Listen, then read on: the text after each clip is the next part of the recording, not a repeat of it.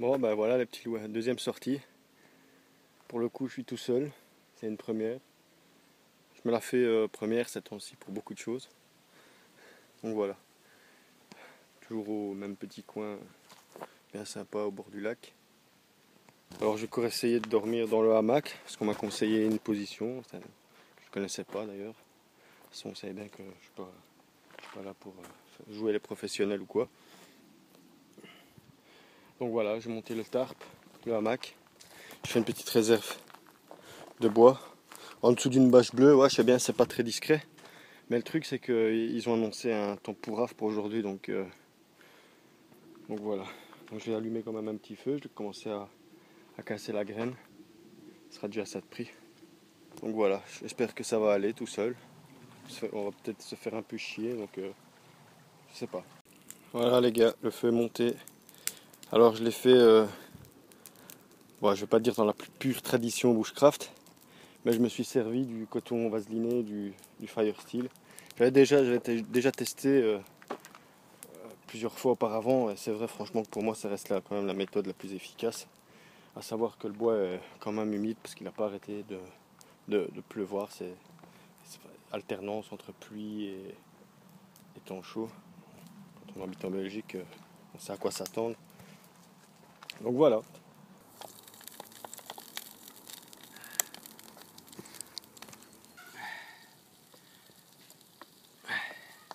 Donc ce sera cassoulet à l'arrache.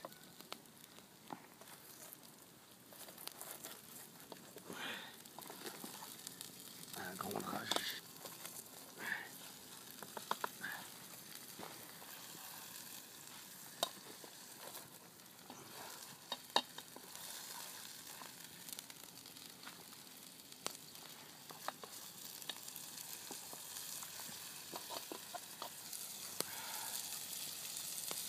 Bon, j'ai peut-être exagéré hein, sur le feu. Ah bon, c'est en forgeron qu'on devient forgeron.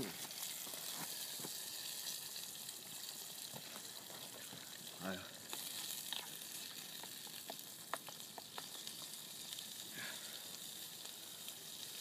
Bon, ben après, c'est comme on dit, hein.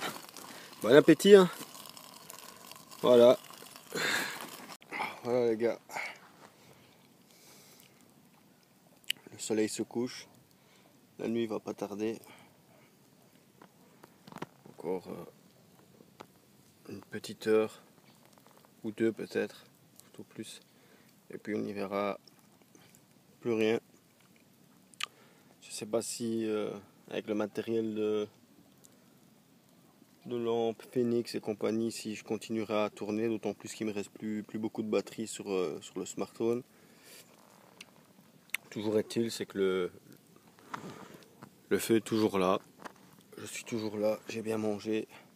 Mon petit cassoulet maison façon bushcraft débutant était bien bon aussi. J'apprécie d'autant plus la tranquillité des lieux. C'est un endroit que je reviendrai, ça c'est sûr.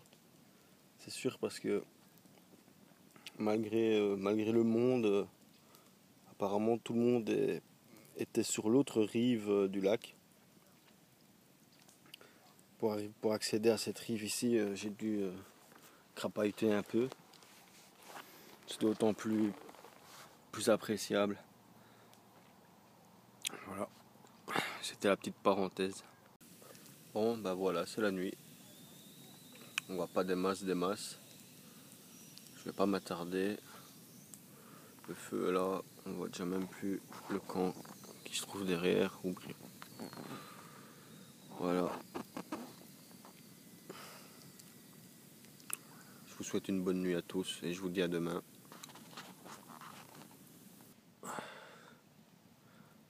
C'est joli hein, quand même, le lever de soleil. J'avais une petite visiteuse, un petit mulot, une petite souris, je sais pas où où elle a disparu là. Mais elle vient, la petite curieuse. Je lui ai mis un petit peu de lait pour voir si ça va la pâter. Bon, je l'embarque, hein, si jamais que ça bouge pas, je repartirai avec.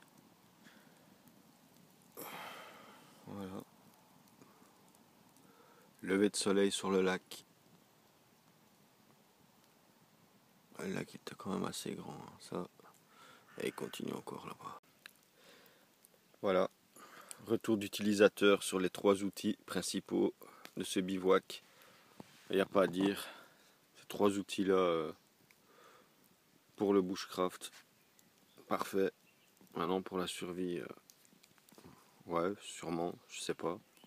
J'ai pas envie de tester. Mais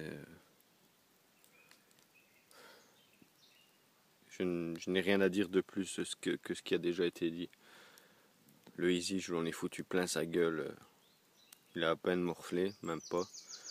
La Fiskar, elle m'a coupé, honnêtement, une stère de bois et encore, ça brûle encore et j'en ai encore pour tout le restant de la matinée, largement. Sinon, voilà. Retour d'utilisateur. Parfait. Impeccable. Rien à dire. Bon ben voilà, de retour à la maison. Une petite mise au point sur cette petite aventure en solo. Bon, pour pas me répéter, c'est clair, il faut avoir un petit truc à lire, il faut avoir un peu d'imagination. Faut savoir rester seul parce que quand on a l'habitude d'être en milieu social, dans sa famille, avec des amis ou quoi, rester 24 heures, ou peut-être un peu plus tout seul, c'est pas facile. Il faut enchaîner les activités, les coupes du bois, faut penser à tout. Quand on est à deux, il y a le partage des tâches qu'il ne faut pas négliger. Il y a le partage des charges aussi, dans tout ce qu'on emporte comme matériel. Évidemment, quand on est à deux, on prend pas. Il y a des choses qui ne se répètent pas dans l'équipement.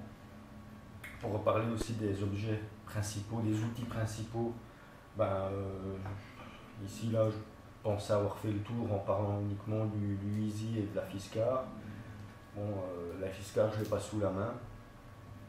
Bon, par contre, là, j'avais parlé de la Phoenix.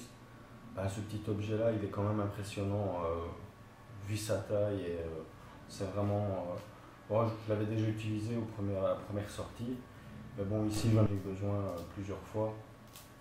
Et c'est vraiment le nombre de poches, c'est impressionnant. Vu le rapport qualité-prix, j'en suis pas déçu. Bon, j'avais pas parlé du Mora. Par contre, je l'avais pris pour manger, pour pas m'emporter 4000 couteaux quand j'avais pris ce couteau-là. Pour manger, pour démarrer le feu avec le Fire Steel.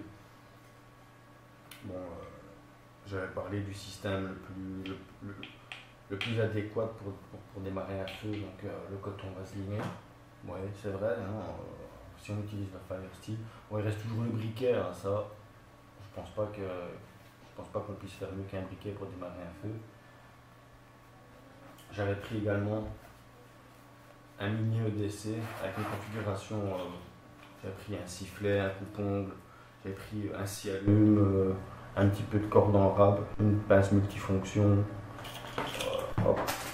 J'avais pris un feutre au cas où, un briquet. Hein. Donc c'était vraiment le DC avec une petite boussole intégrée sur le sifflet. Voilà, c'était vraiment la petite trousse à outils supplémentaire. J'en ai pas parlé parce que simplement j'avais oublié. Bon, la Fiskar, j'en ai parlé. De la Fiskar, j'ai pris une pile de rechange pour la Phoenix. C'est une super scie. Il faut juste de l'huile de coude et les coupes de bois s'enchaînent. Bon, pour le Easy, c'est un super couteau. Honnêtement, question solidité, c'est un super couteau. Par contre, je vais vous montrer un truc. J'espère que vous ne le verrez pas. Sur le fil de la lame, il a tendance à s'oxyder rapidement. Pourtant là, il est huilé. Hein.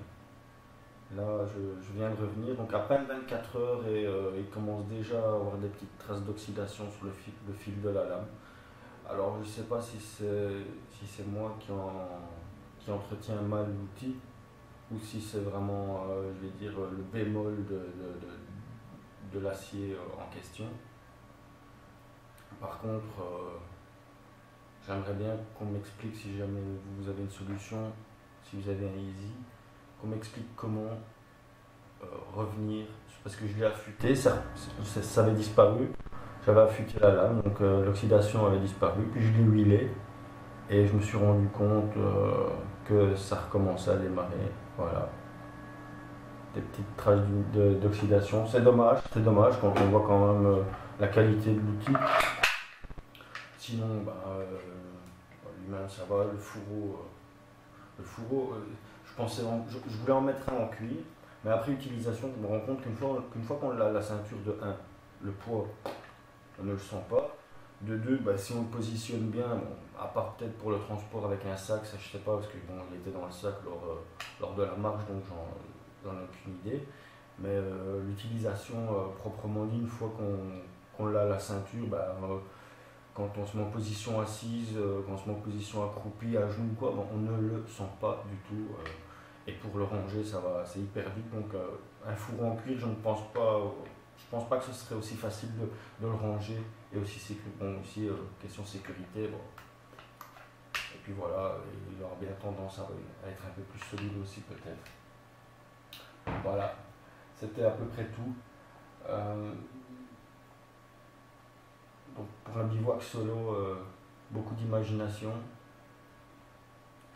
beaucoup de choses à apprendre. Je pense que je recommencerai l'expérience, mais peut-être différemment la prochaine fois. Merci d'avoir regardé cette vidéo. A plus les gars.